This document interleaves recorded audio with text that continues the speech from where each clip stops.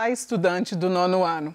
Sou professora Mônica Couto, da disciplina do componente curricular Geografia. Durante o período da pandemia do Covid-19, vamos compartilhar aqui alguns aprendizados e alguns temas sobre a geografia, para que quando você retorne para as aulas presenciais, você possa compartilhar com seu professor ou com a sua professora de geografia e com seus colegas tudo aquilo que aprendemos por aqui. Na aula de hoje, vamos conversar um pouco sobre a globalização e as corporações e organismos internacionais. O que então a gente vai tentar promover com essa aula de hoje?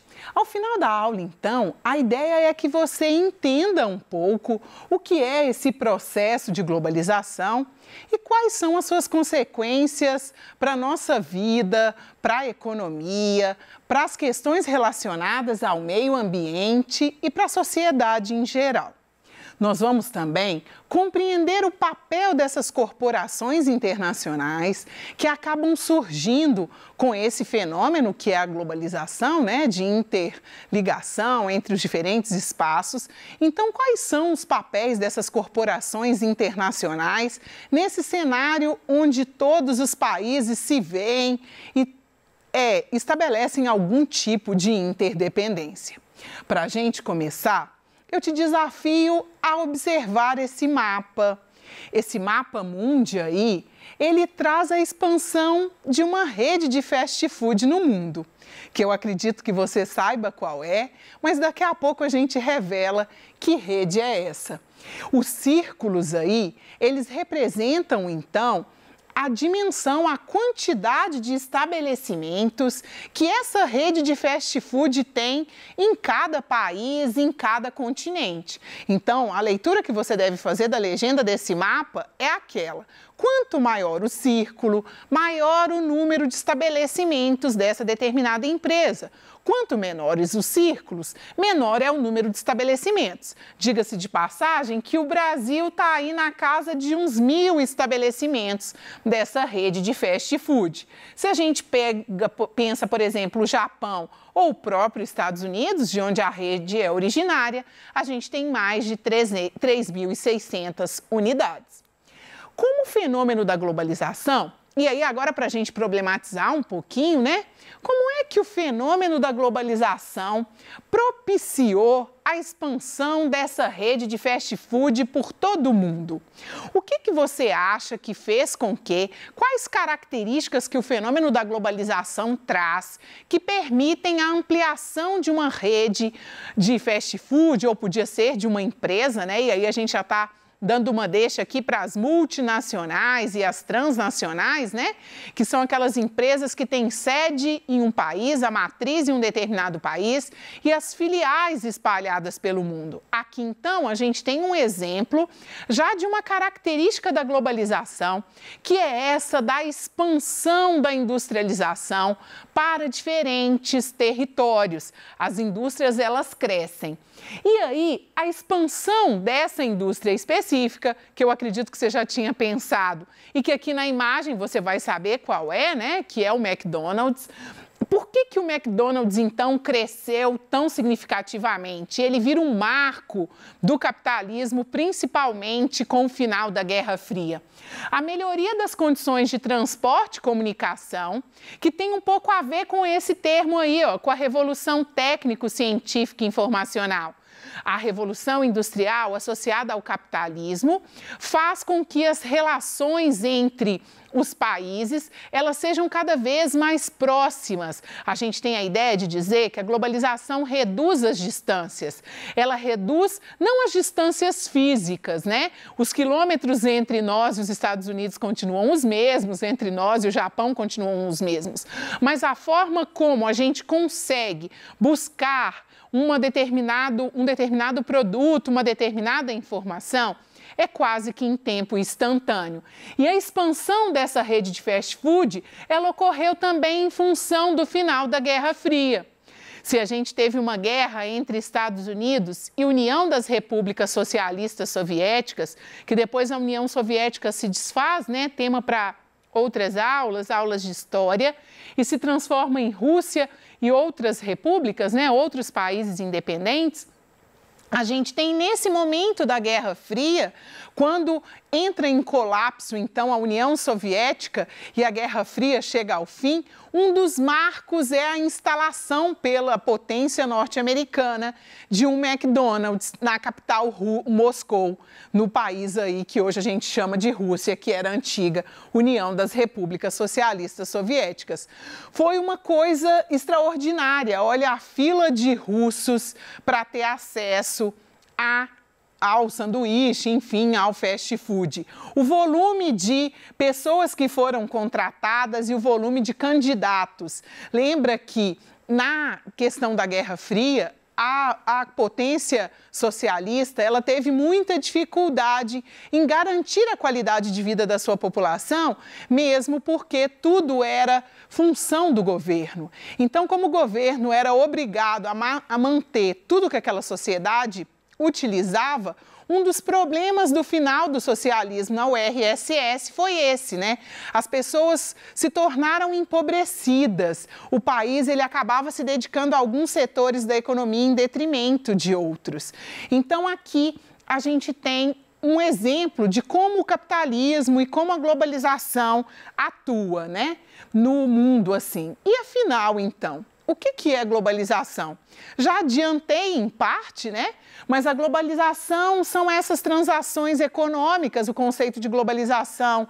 Ele começa numa lógica mercadológica e econômica e com o passar do tempo esse conceito ele se expande. Então não é só essa relação econômica entre as nações do mundo, mas é também esse intercâmbio que é cultural, que é tecnológico, que é político e que é social. E diga-se de passagem que é um fenômeno que não tem só pontos positivos, né? Mas é um fenômeno também que traz alguns pontos negativos que a gente vai refletir daqui a pouquinho. E quais são as características, então, da globalização? A globalização tem como uma das principais características essa formação, esse fortalecimento das relações internacionais, que passam um pouco pelo surgimento das empresas multinacionais, também definidas como transnacionais. Temos, por exemplo, a Fiat em Betim, aqui em Minas Gerais, um exemplo de uma multinacional, de uma transnacional, né, que está localizada em nosso território. E essas empresas, elas são atraídas por mão de obra, elas são atraídas por isenção de impostos e elas são atraídas pela disponibilidade de mercado consumidor e matéria-prima. A criação dos blocos econômicos, que a gente vai estudar e com certeza você vai estudar lá no momento presencial, também é uma característica importante da globalização, já que há um fortalecimento entre os países, das interações entre os países, é importante um fortalecimento econômico. Então, esses blocos econômicos, eles vêm para facilitar essas relações comerciais, mas eles vêm também para fortalecer a economia daqueles países que são membros. O avanço tecnológico, a revolução técnico-científica e informacional, né, que passa pelas descobertas científicas, pelos avanços da tecnologia, eles fazem com que a gente tenha acesso rápido a uma enormidade de conteúdo, de produto, de informação. Então, o volume de informações e a associação entre os países, ele se intensifica com a globalização. Lembra que eu disse que todos os fenômenos, eles têm pontos positivos e pontos negativos? Então, vamos pensar quais são os pontos negativos da globalização. Um dos pontos negativos é a questão da aculturação, ou seja, a gente começa a imitar os modelos de outros países. A gente começa a negar a nossa cultura e fazer uso e importar a cultura do outro. Então, é importante chamar a sua atenção que não é um impeditivo, não é um impedimento você, de repente, curtir uma música internacional, não é um impeditivo, de repente, você utilizar um estilo de alguém que te inspira de outro país ou, né, de outra nação. Mas é importante você pensar o quanto a gente tem de variedade cultural e não fazer a negação dessa cultura que a gente tem. Para a gente também não se transformar em marionetes. É comum a gente ver uma charge, né, que a gente vira um bonequinho na mão do capitalismo, porque é possível você construir o seu próprio estilo. Não é preciso, para ser aceito ou estar na moda, de repente ter o celular da última geração. Então, vale a pena a gente pensar que a gente precisa manter as nossas tradições e a nossa cultura. A concentração da riqueza, se existem as empresas multinacionais, e como eu dei o exemplo, por exemplo, da Fiat aqui em Betim, né, o município mineiro, não necessariamente tudo que é produzido fica em Minas, né? Grande parte do que é produzido e da quantia financeira que é gerada é mandado para o país de origem, né? Então, só 25% dessa riqueza toda que é produzida nessas multinacionais, e aí também não é só a Fiat, né? A gente pode dar exemplo de várias, é levado para o país de origem. Então, um outro ponto é a exploração excessiva do meio ambiente, né? Vivemos em uma sociedade de consumo, por isso que eu chamei a sua atenção para pensar até que ponto que a gente precisa do celular mais novo ou da roupa da última moda para ser aceito ou para viver bem, né? É preciso a gente pensar que a gente vive num planeta, um planeta que tem bilhões de pessoas e que é um planeta que, se a gente continuar da forma com que a gente está explorando, esse planeta não vai dar conta. Então, é importante a gente pensar o quanto precisamos ser consumidores mais conscientes. E o uso da internet, né? Ao mesmo tempo que nos aproxima, nos distancia e permite essa propagação de notícias falsas que nos traz tanto desconforto, porque tem hora que você até se perde para pensar o que de fato é real e o que não é. A proximidade, então, gerada pela globalização desses países, dessas nações, faz com que esses países se organizem e formem os organismos internacionais ou as cooperações internacionais, as corporações internacionais. E o que são esses organismos e essas corporações, né? E quando é que eles surgiram? O primeiro organismo internacional que a gente tem notícia foi criado lá no século XX e que foi a Liga das Nações, mais precisamente em 1919, momento em que a Primeira Grande Guerra, né, a Primeira Guerra Mundial, tinha chegado ao fim e os países eles se organizam para pensar um grupo para não permitir que outras guerras acontecessem. Você vai me dizer, não deu certo, né? De verdade não deu certo. Tivemos a Segunda Guerra Mundial em 1945, mas nem assim os organismos e as corporações internacionais deixaram de serem criadas e existem até os dias de hoje. Então, após a Segunda Guerra Mundial, surgem algumas organizações, Tratado do Atlântico Norte, né? A OTAN, que é uma organização que pensa essa segurança internacional, tem como principal país os Estados Unidos e pensa muito essa questão da fronteira e do território e dessa defesa militar. Temos também a Organização dos Estados Americanos, a Corporação para o Desenvolvimento Econômico, que é a OCDE, né, que a gente ouve dizer muito quando o assunto mundial é economia.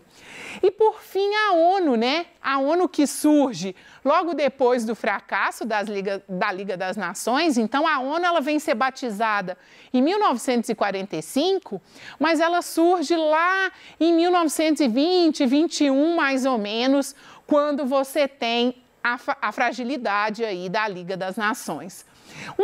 Algumas curiosidades sobre a ONU, então, é a Organização das Nações Unidas, né? Surgiu no final da Segunda Guerra Mundial, mas foi pensada bem antes, desde o final da Liga das Nações. A ONU, ela tem objetivos parecidos com o que a Liga das Nações tinha. O principal objetivo da ONU é manter a paz no mundo, né? Um outro ponto muito importante é a defesa dos direitos humanos, tanto que temos a Declaração dos Direitos Humanos, que foi criada pela ONU e aniversariou aí nos últimos anos. As liberdades fundamentais, então, e o desenvolvimento dos países, né? Então, a ONU, ela tem uma atribuição muito grande. Só que a ONU, ela é uma organização das Nações Unidas, né, que ela não tem o poder de legislar, né? Então, a ONU, ela estabelece lá, por meio dos países membros e do Conselho Geral da ONU, possibilidades, aconselha mesmo as nações, dá indicativos para essas nações tratarem melhor os seus cidadãos, pensando a lógica de direitos humanos, tenta fazer algumas intervenções em países que estão convivendo num cenário de guerra, mas ela não tem esse poder de dizer, olha, a guerra precisa ser encerrada. Não, isso ainda é uma atribuição do país onde o evento está acontecendo. O que são os organismos internacionais, então? É a organização, né, de estados, de nações aí, por meio de tratados. E aí, através desses tratados, eles querem pensar ações que garantam os seus objetivos comuns. E esses objetivos comuns, eles são das mais diversas ordens. Pode ser na ordem econômica, pode ser na ordem de saúde, pode ser na ordem de direitos humanos. Então, a ideia dos organismos internacionais é tentar adotar normas comuns entre os países membros. A gente vai falar das normas ambientais, prever, planejar, concretizar, ações em casos de urgência, né? E urgência no sentido de catástrofe, de problema como a pandemia do Covid, por exemplo, de realizar pesquisas e dar subsídio para essas nações melhorarem. Quantas pesquisas que a gente tem na área de educação, dizendo o que a gente pode fazer para sermos melhores, ensinarmos com mais eficiência.